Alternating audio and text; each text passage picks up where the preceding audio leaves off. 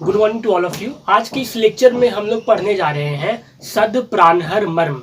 तो सद प्राणहर मर्म जब हम लोग बोल रहे हैं तो हम लोगों को ये समझना चाहिए पहले कि सद शब्द का क्या मतलब होता है और प्राणहर शब्द का क्या मतलब होता है।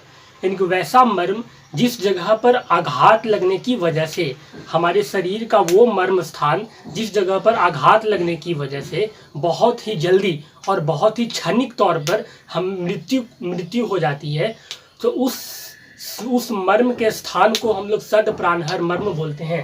ऐसा किससे क्लियर है? सद का मतलब होता है, सद का मतलब होता है बहुत ही जल्दी, तुरंत। प्राणहर, प्राण को हरने वाला, यानी जो मर्म बहुत ही जल्दी प्राण को हरने वाला होता है उस मर्म को हम लोग सद प्राणहर मर्म कहते हैं।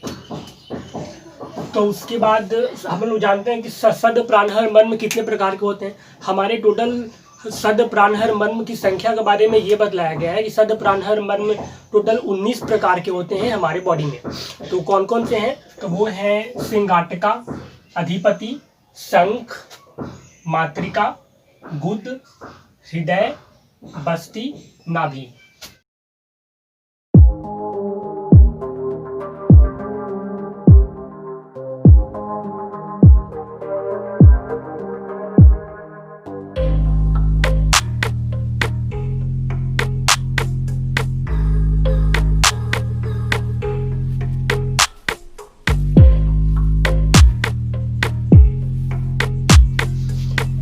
मैं रिपीट कर दे रहा हूं। सिंगाटका, अधिपति, शंख, मातृका, गुद, हृदय, बस्ती, नाभि। सिंगाटका की संख्या कितनी है? 4 है। अधिपति की संख्या 1 है। शंख की संख्या 2 है। मातृका की संख्या 8 है। गुद की संख्या 1 है। हृदय 1 है। बस्ती 1 है। नाभि 1 है। तो ये हुआ सद प्राणहर मर्म की संख्या।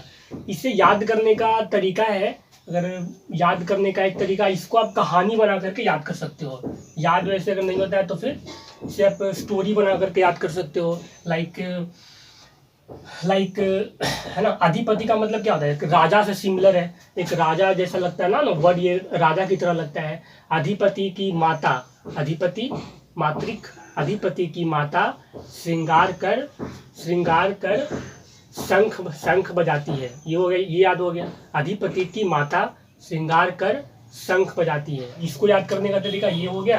तो सबसे ऊपर हमारा क्या होता है? हृदय होता है। हृदय के नीचे आएंगे तो फिर नाभि आता है। नाभि के नीचे आएंगे तो गुद आएगा। गुद के बाद नीचे आएंगे तो बस्ती आता है।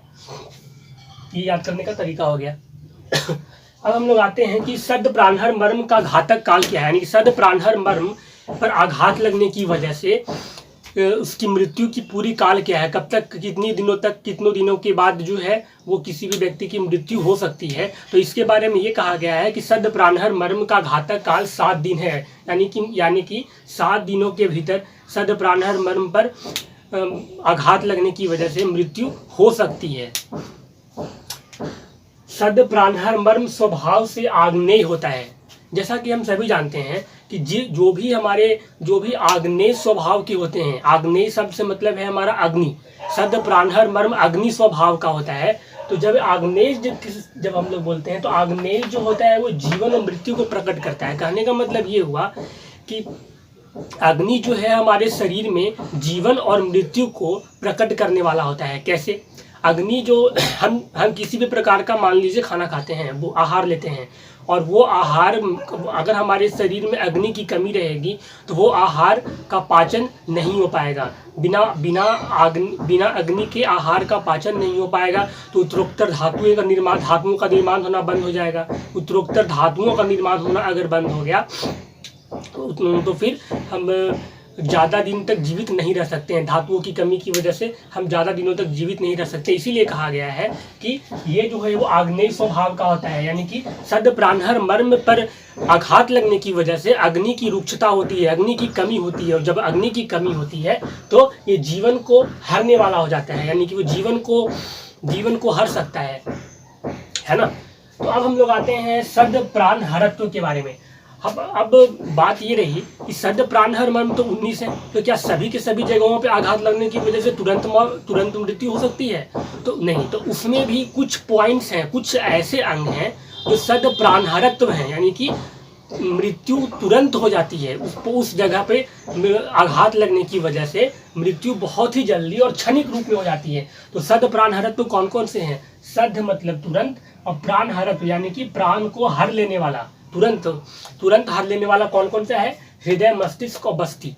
ये 3 ऐसे पॉइंट हैं जहाँ पे ये बोला गया है कि हृदय, मस्तिष्क और बस्ती पे आघात लगने की वजह से बहुत ही जल्दी प्राणहर हो, सद प्राणहरत्व हो सकती है, यानी कि प्राण जा सकती है।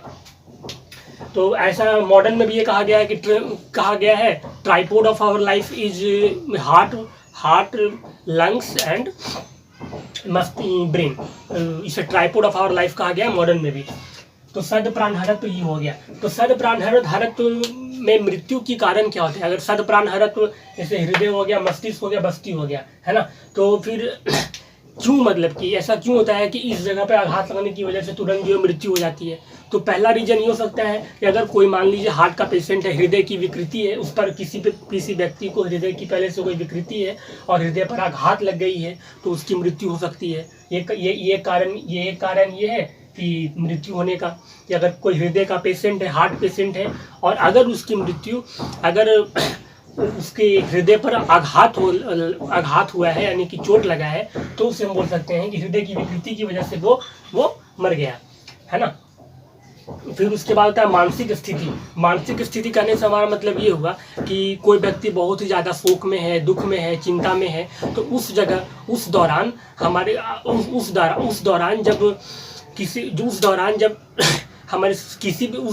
जब हमें चोट लगता है, तो कंपेयर टू जब आदमी नॉर्मल होता है, उसके कंपेरिजन में बहुत ज़्यादा आघात लगती है। हमारे सेंसिटिव नर्व्स जो होते हैं वो बहुत वायलेंटली काम करते हैं, और उससे उस वक्त भी होता है मृत्यु हो सकती है। मानसिक स्थिति जब शोक, चिंता और चिंताग्रस्त वाली होती है, उस दौरान जब अगर आघात लगता है तो फिर वो मृत्यु हो सकती है।